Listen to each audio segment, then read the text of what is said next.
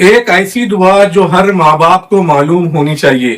حضرت مولانا سجاد نعمانی صاحب دامت برکاتہم نے ایک آیت پڑھی اور فرمایا، وہ رحمان کے بندے جو اللہ سے یہ دعا کرتے ہیں، اے اللہ ہماری بیوی اور بچوں کو ہماری آنکھوں کی ٹھنڈک بنا۔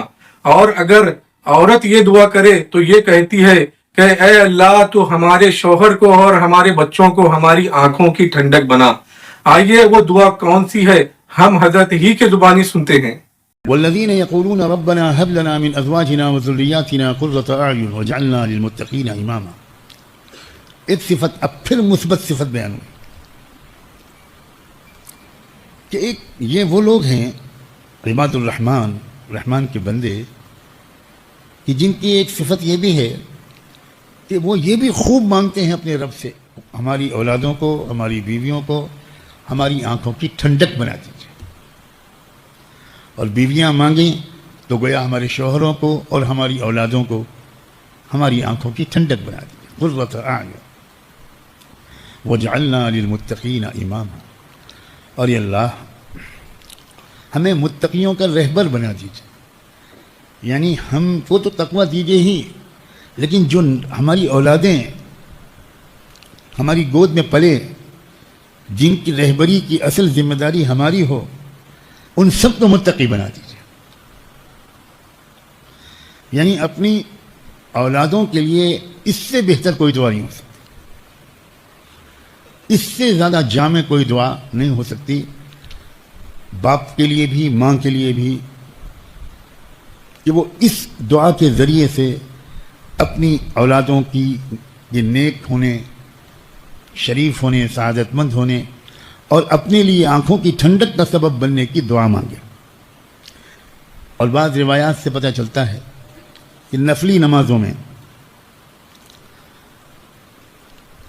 قعدہ اخیرہ میں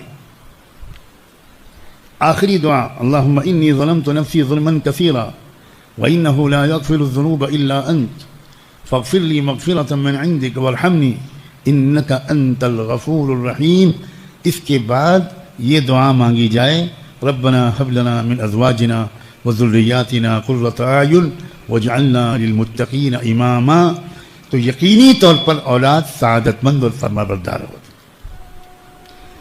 اتنی بہترین بات ہے کہ اگر ہم میں سے ہر ایک